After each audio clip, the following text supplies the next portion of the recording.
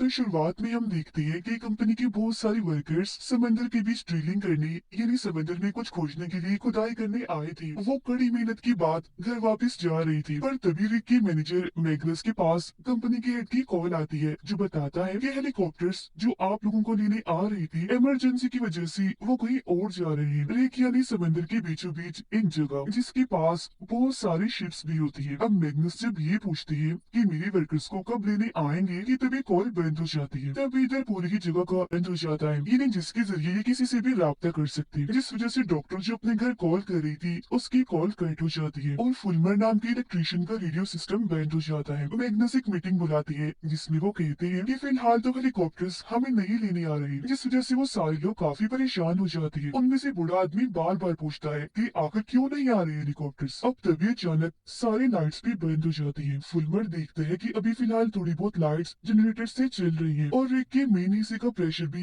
काफी ठीक है, लेकिन अगर प्रेशर बढ़ा तो सब लोग मारे जाएंगे। फुलमर फिर अपने एक शिप से राब्ता करता है तो पता चलता है कि वहाँ भी यही मसला हो रहा है। अब रिक बुरी तरह से हिलने लगता है, उसके मेन हिस्से में आग लग जाती है। अब कंपनी की फीमेल वर्कर जो साइंटिस्ट है सिस्टम को बंद करना नहीं चाहती क्योंकि अभी उनका टारगेट पूरा नहीं हुआ, पर मैग्नस अपने वर्कर से कहती है कि यहाँ काम नहीं, लोगों के जाने जरूरी है, इसलिए सारे सिस्टम्स को फौरन बंद किया जाए। एक बार दोबारा से रिक हिलता है और अब ये पूरी जगह घनी फॉग धुंध से भरने लगती है। अब उनमें से एक वर्कर को शक होता है कि कहीं हमने समंदर में ज्यादा गहरा ड्रिल तो नहीं कर दिया, मतलब गहरी खुदाई तो नहीं कर दी जिस वजह से भूकंप जलजला आ रहा हो। पर वो साइंटिस्ट कहते हैं कि नहीं, ऐसा कुछ नहीं होता। जिसके बाद मैग्नस कम्युनिकेशन सिस्टम चेक करने के लिए फुलमर और एक दूसरी वर्कर बास को ऊपर भेजता है। वो जब काम कर रही थी तो उन्हें वहाँ एक मरा हुआ परिंदा दिखता है। मैग्नस और बूढ़ा आदमी नीचे खड़े होकर उनके आने का इंतजार ही कर रही थी कि तभी बास ऊपर से नीचे आकर गिरता है। तब साइंटिस्ट और डॉक्टर जल्दी से मेडिकल किट लेकर उसके पास पहुंचती है ताकि अगर वो जख्मी हो तो उसकी मरहम पट्टी कर सके। फुलमर भी नीचे आकर बताता है कि वो मेरे पीछे ही खड़ा था पर पता नहीं क्या हुआ, वो अचानक से गिर गया। पर बूढ़े आदमी को उसकी बातों पर यकीन नहीं होता क्योंकि बास की क्लिप वाली रस्सी खुली हुई थी जिससे वो गिर गया। डॉक्टर बास को मेडिकल रूम में लाती है और उसे ठीक करने की कोशिश करती है, पर बाद में वो बताती है कि सर्जरी वाले कमरे और सामान के बगैर इसे ठीक नहीं किया जा सकता। साइंटिस्ट मैग्नस को दिखाती है कि पाइप्स में प्रेशर बिल्कुल भी नहीं है और इस एरिया के सारे रिग्स का यही हाल है। इतनी ही देर में बास को होश आ जाता है और उसे ख्याल आने लगती है जिनमें वो देखता है कि समंदर के दो हिस्से हो रहे हैं। बूढ़ा आदमी चुपके से मैग्नस की ऑफिस से कंपनी की खुफिया फाइल उठाता है जो देख वो चिढ़ जाता है। सब वर्कर्स को इकट्ठा करके बताता है कि कंपनी हमसे झूठ बोल रही थी। इतनी ही देर में मैग्नस भी यहाँ आ जाता है जिसे एक बोल करना ही पड़ता है कि हाँ ये सच कह रहा है, कंपनी इस प्रोजेक्ट को बंद कर रही है जिस वजह से बहुत जल्द आप सबकी नौकरियां जाने वाली है। अभी वो ये सब बता ही रहा था कि तभी उन पर पता नहीं कहां से राख गिरने लगती है जो काफी अजीब था क्योंकि आसपास कोई वोल्केनो ज्वालामुखी नहीं था। तभी इधर बास भी आ जाता है जो काफी अजीब सा दिख रहा था, बताता है कि अब काफी देर हो चुकी है, तबाही शुरू हो गई है। इतना कहकर वो गिर जाता है। फिर बाद में जब उसे होश आती है तो उसे कुछ याद नहीं था कि मैं ऊपर से गिरा था या मैंने तबाही की कोई बात की थी। वो बस इतना कहता है कि जब मैं ऊपर था तो मैंने फॉग में कोई चीज देखी, जिसके बाद मेरे दिमाग में अजीब तरह की आवाजें आने लगी। उसकी बातें अनसुनी करके डॉक्टर उसका खून लेने लगती है सैंपल के तौर पर, जिस वजह से वो चिढ़ जाता है। कहता है कि तुम लोगों ने मेरी चेतावनी को नजरअंदाज करके अच्छा नहीं किया और अब एक बड़ी लहर आ रही है। पर जैसे तैसे डॉक्टर उसे सुला देती है और साइंटिस्ट को बताती है कि हेरर इसके जख्म अपने आप ही ठीक हो रही है। उनके जाने के बाद बास जब उठता है तो अपने बाजू पर देखता है कि वहाँ कोई चमकदार चीज है और ये उसके जख्मों को ठीक कर रही है। सभी देखते हैं कि उनका शिप उनसे राब्ता करने की कोशिश कर रहा है पर गलत जगह वो आगे बढ़ रहा है। मैसेज को देखने के लिए मैग्नस एक वर्कर को भेजता है तो पता चलता है कि वो शिप इनसे मदद मांग रहा है। मैग्नस फिल्मर को कहता है कि लाइट्स के जरिए उन्हें सिग्नल्स भेजो और पता लगवाओ कि वो इस फोक के बारे में क्या जानते हैं। बूढ़े आदमी को कमरे में बंद किया हुआ था जिस वजह से वो गुस्से में पागल हो रहा था, लगातार दरवाजा तोड़ने की कोशिश करने लगता है। मेडिकल रूम में बास देखता है कि उसके जख्म भर गए हैं। वो खुद को जब शीशे में देखता है तो उसे ख्याल आता है कि उनका रिग तबाह हो रहा है। वो फिर यहाँ से निकलकर कमरे में आता है और वर्कर वाले कपड़े पहन लेता है। अब तभी उसके सर में जोरदार दर्द होने लगता है और उसका सोने वाला दांत टूटकर निकल आता है। राह को देखकर साइंटिस्ट कहती है कि मुझे कुछ ठीक नहीं लग रहा, इसके बारे में मैं जांच कर रही हूँ, तो तब तक सब अंदर ही रहे, बाहर मत जाएं। फुलमरी ने आकर बताता है कि हमारी शिप का कम्युनिकेशन सिस्टम भी टूट चुका है और अगर सुबह का इंतजार किया तो वो किसी चीज से टकराकर तबाह हो जाएगी, हमें लाइट जलानी होगी। जिस पर साइंटिस्ट कहते हैं कि कंपनी से कॉन्ट्रैक्ट की वजह से हम ये नहीं कर सकते वरना हम पर कानूनी कार्रवाई भी हो सकती है। जिस पर मैग्नस कहता है पर हम कॉन्ट्रैक्ट के नाम नाम पर इतने सारे लोगों की जानें नहीं गंवा सकती, तो फुलमर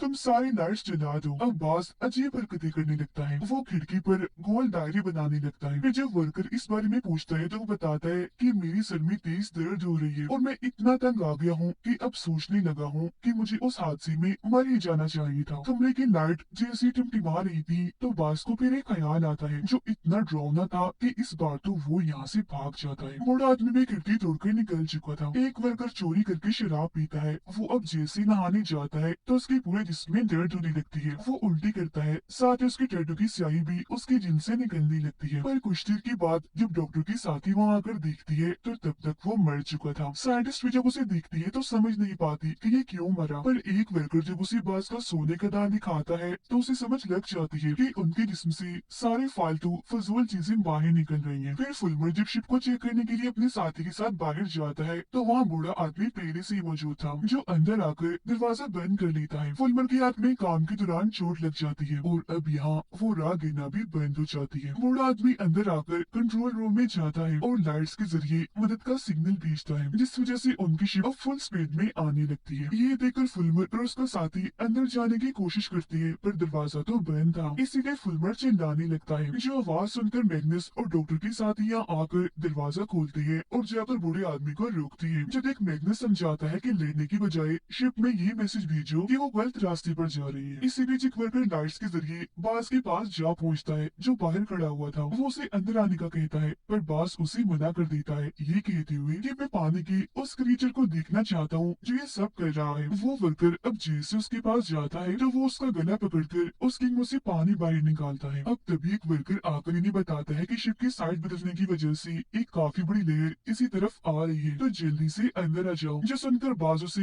वही छोड़कर अकेला ही अंदर भाग जाता है। मैग्नस आकर उस वर्कर को होश में लाने की कोशिश तो करता है पर उसकी मौत हो चुकी थी। साइंटिस्ट राख पर खून डालती है तो पता चलता है कि राख में कोई छोटे छोटे से जानवर हैं जो कीड़े हैं। वो फिर मैग्नस और डॉक्टर को बुलाकर इस बारे में बताती है कि राख की जांच करने से पता चला है कि उसमें कोई जानदार है जो कीड़े हैं, जो किसी एक ऐसे इंसान की तलाश में है जिसके जिस्म वो पनाह नहीं सके और उसे अपने साथ शामिल कर ले। जिसकी वजह से ये घुसती है तो उसके जख्मों को तेजी से ठीक कर देती है, क्योंकि उन कीड़ों को फैलने फूलने के लिए ताकतवर जिस्म की जरूरत होती है। इसीलिए हमें राख से दूर रहना होगा और बास की तरह जितने भी लोगों के जिस्म में जख्म है उनकी हिफाजत करनी होगी। जो सुनकर मैग्नस कहता है कि मुझे बास में कुछ ठीक नहीं लग रहा। ऐसा करो कि सबके खून के सैंपल ले लो जिनको हम बास के खून से मिलाकर देखेंगे। अब आहिस्ता से फोक दूर होने लगती है और पास वाला रिग पूरी तरह से तबाह हो जाता है। बास साइंटिस्ट की रिसर्च वाले कागजों को देख रहा था पर जैसे इधर फुलमर आता है तो वो गुस्से में आ गया था। इतनी ही देर में यहाँ साइंटिस्ट भी आ जाती है और देखती है कि बास ने अपने खून का सैंपल उठा लिया है। वो उसे जैसी सैंपल मांगती है तो वो उसे चुरा कर यहाँ से भाग जाता है, जिसका मतलब था कि वो टेस्टिंग नहीं कर सकती। इस वजह से मैग्नस कहते हैं कि चलो खैर है, ऐसा करो बाकी जख्मी लोगों को चेक कर लो। जिसके बाद वो एक मीटिंग बुलाता है जिसमें वो सबको कहता है कि अब से हम दो टीम्स में काम करेंगे। एक टीम पूरी रिग को अच्छे से चेक करेगी और दूसरी टीम बास को ढूंढेगी। रिसर्च के जरिए साइंटिस्ट पता लगवाती है कि ये छोटे से कीड़े डायनासोर्स के जमाने के हैं, जिनका खात्मा डायनासोर्स के साथ ही हो गया था, पर लगता है कि ज्यादा गहराई में ड्रिल करने की वजह से ये जिंदा हो गई है दोबारा। बास अपने खून का सैंपल पानी में फेंक देता है और अब उसके सारे जख्म बिल्कुल ठीक हो गए थे। टेस्ट करने के लिए वो अपना हाथ पानी के टैंक में रखता है, जिस वजह से वो पूरा पानी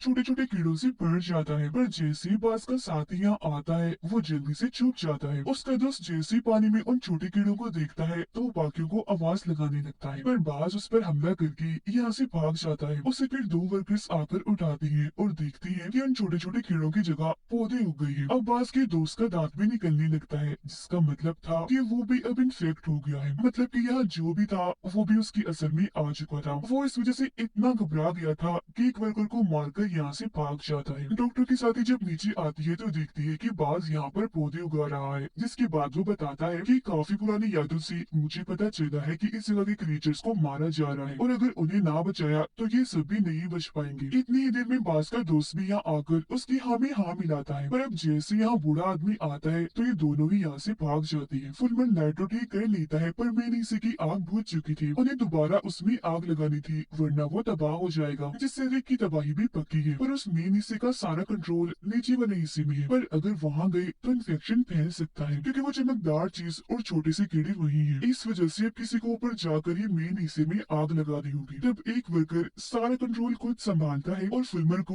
मेन हिस्से के पास भेजता है। वो आगे बढ़ता है और काफी अच्छा निशाना लगाकर मेन हिस्से में आग लगा देता है, पर फुलमर खुद काफी जख्मी हो गया था, जिसके बाद फौरन उसे मेडिकल रूम में लाया जाता है। नीचे वाले हिस्से में जहाँ बाज था, वहाँ उसके ख्याल और भी भयानक होने लगते हैं, जिनमें वो देखते हैं कि अगर इन छोटे छोटे कीड़ों को बचाना है तो पूरे रिक्की सिस्टम को बंद करना होगा। उधर फुलमर दोबारा से ठीक होकर अपने रिसर्च में लग जाता है, पर वो जाने अनजाने में कॉपी पर बिल्कुल वैसे गोल दायरे बनाता है जैसे बाज ने बनाए थे। मैग्नस सबको कंट्रोल रूम में बुलाते हैं, क्योंकि बाज जो नीचे वाले कंट्रोल रूम में है, रिक की सारी सेफ्टी हिफाजत खत्म कर रहा है, जिस वजह से प्रेशर हद से ज्यादा बढ़ रहा था। अब वो एक कैमरा डिवाइस को पानी में भेजती है और देखती है कि भूकंप की वजह से जमीन पर बहुत सारे गोल दायरे बन रहे हैं, जो फुलमर को अपने ड्राइंग की याद दिलाती है। अब इस वजह से एक वर्कर नीचे कंट्रोल रूम वाले एरिया में जाकर इस सेफ्टी खत्म करने वाले सिस्टम को रोक देता है, जिससे बाज का प्लान फेल हो गया था। वो काफी गुस्से में आ जाता है। वो कंप्यूटर से फिर डायरेक्ट सिस्टम को हैक करने लगता है, लेकिन वहाँ एक अलार्म बज जाता है, जिससे वो अपने प्लान में कामयाब नहीं हो पाता। एक वर्कर के पास मैसेज आता है, जिससे पता चलता है कम्युनिकेशन सिस्टम ठीक हो चुका है। मैग्नस भी मदद मंगवाने के लिए फौरन गार्ड को मैसेज करता है, जबकि फुलमर उन गोल दायरों के बारे में पता लगवाने की कोशिश करता है। उधर डॉक्टर जब अपनी बहन से बात कर रही थी, तो तभी फोक तेजी से जमीन की तरफ बढ़ने लगती है, जिससे सिग्नल्स के साथ साथ इंटरनेट भी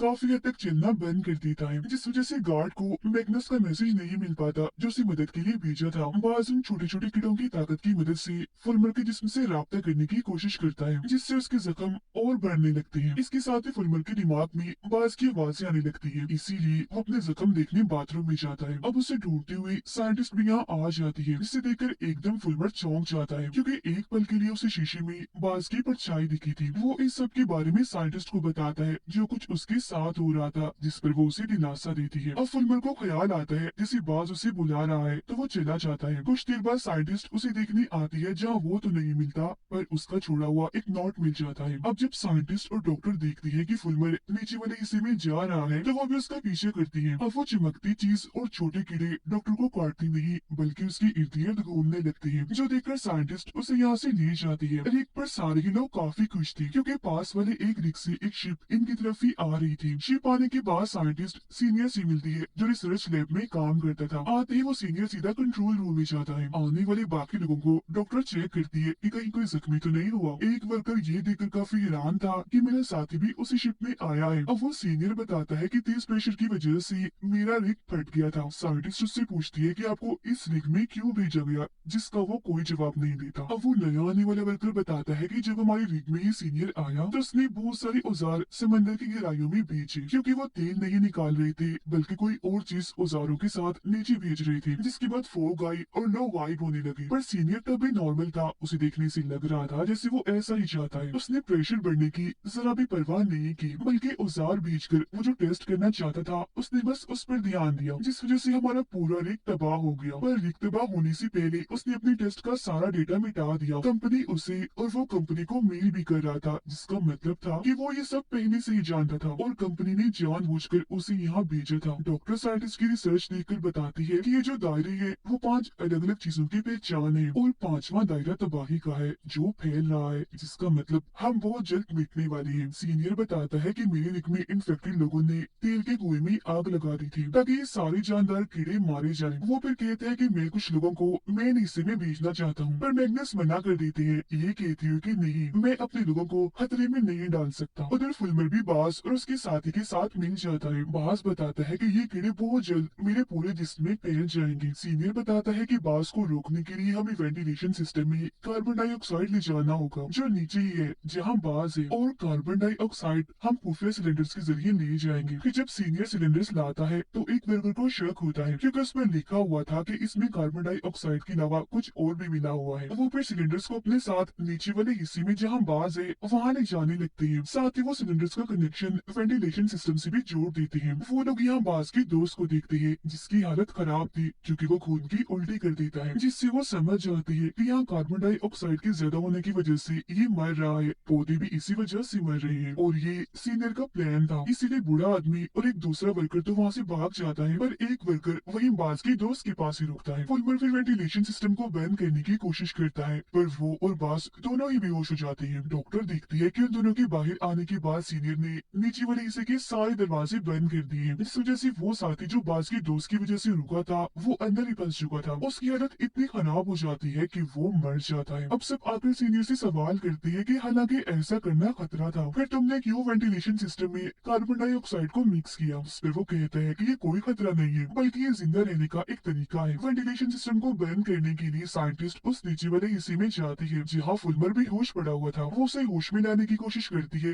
पर वो नहीं आता। लेकिन अब वो जैसे पौधों पर हाथ रखती है तो तभी फुलमर की आंख खुल जाती है। उसे होश आ गई थी, जिसके बाद ये दोनों यहाँ से निकल जाते हैं। बाज की भी आंख खुल गई थी, उसे भी होश आ गई थी और अब वो पांचवा दायरा भी बंद हो गया था। नया वर्कर बताता है कि सीनियर ने टेस्टिंग को हद से ज्यादा बढ़ा दिया ताकि रिग तबाह हो जाए और ये सारे छोटे कीड़े मारे जाएं। जिसके बाद सीनियर छोटी कश्ती के जरिए यहाँ आ गया हमारे साथ और कई सारे लोगों को वही मरने के लिए छोड़ दिया। फिर जब मैग्नस इस बारे में सीनियर से बात करता है तो वो कहता है कि ये मेरी कंपनी की पॉलिसी है कि चाहे कुछ भी हो जाए ड्रिलिंग हमें नहीं छोड़नी। तो इसीलिए उन जानदारों को कीड़ों को खत्म करने के लिए कंपनी ने मुझे भेजा है, क्योंकि अगर उन्हें नहीं मिटाया गया तो वो दुनिया भर में फैल जाएंगे और तो जिंदा रहने के लिए हमें सारे इन्फेक्टेड इंसानों को भी खत्म करना होगा। पर साइंटिस्ट इस बात से बिल्कुल भी सहमत नहीं होती, कहती है कि फुलमर हमें इससे भी अच्छा सुझाव दे सकता है। उधर बास महसूस करता है कि ये कीड़े मेरे जिस्म में सिस्टम को बंद कर रहे हैं। जिसके बाद यहाँ एक और भूकंप आता है। फुलमर बास से राब्ता करने की कोशिश करता है जिससे उसे पता चलता है कि ये जानदार ये कीड़े पूरे समंदर को साफ कर रही है। ये देख साइंटिस्ट कहती है कि कीड़ों की तादाद बहुत ज्यादा है तो उन पर हमला करने से कोई फायदा नहीं होगा, हमें बास से बात करनी चाहिए, वो ही इनको रोक सकता है क्योंकि सिर्फ वही इन कीड़ों से जुड़ सकता है, बात कर सकता है। जिसके बाद वो तीनों जब नीचे वाले हिस्से में जाते हैं तो वहाँ बास रो रहा होता है कि बहुत देर हो चुकी है, मैं अपने काम में नाकाम रहा। सीनियर के इरादों के बारे में सबको पता चल गया था, इसीलिए वो नए वर्कर से कहता है कि अगर तुमने मेरा साथ दिया तो मैं तुम्हें और तुम्हारे साथी को यहाँ से बचाकर ले जा सकता हूँ। अब इस वर्कर को शक था कि सीनियर इस रिग को भी तबाह न करती, तो वो माइक्रोफोन ऑन कर देता है जिस वजह से सीनियर की ये बातें स्पीकर पर हर कोई सुनने लगता है। अब भूकंप आने लगता है तो सीनियर रिग को तबाह करने की सिस्टम को चालू कर देता है। इसी वक्त हेलीकॉप्टर्स भी यहाँ आ गए थे जो इनसे राब्ता करने लगते हैं, पर क्योंकि सीनियर अकेला ही बचना चाहता है तो वो ऊपर आ जाता है। उसे देखकर डॉक्टर और उसकी साथी उसका पीछा करते हैं, जबकि नया वर्कर और उसका साथी धमाके को होने से रोकने की कोशिश करने लगते हैं। वो फिर जाकर सबको बताते हैं कि हमने धमाका होने से तो रोक लिया है पर तबाही होने वाली है, सुनामी आने वाली है, हमें जल्दी यहाँ से निकलना होगा। जाने से पहले बूढ़ा आदमी सीनियर को जोर से मुक्का मारता है। अब यहाँ भूकंप के झटके बढ़ते जा रहे थे तो वो नीचे वाले हिस्से से बाहर निकल आते हैं, पर बास यही रुकने का फैसला करता है क्योंकि वो इन कीड़ों के सामने ये बात साबित करना चाहता है कि इंसानों के बीच में कुछ लोग अच्छे भी होते हैं। जिसके बाद बचे हुए सारे लोग हेलीकॉप्टर में बैठकर आखिरकार वहाँ से उड़ जाते हैं, पर तभी एक सुनामी आकर पूरे ही रिग को अपनी लपेट में ले लेती है। बास जो कि था तो जिंदा पर वो चमकदार उन कीड़ों के साथ मिल जाता है। अब ये सुनामी शहर की तरफ बढ़कर वहाँ भी तबाही मचाने लगती है जिसमें बहुत सारे लोग मारे जाते हैं, जिसके साथ ही सीजन इधर ही खत्म हो जाता है। कम्युनिकेशन सिस्टम भी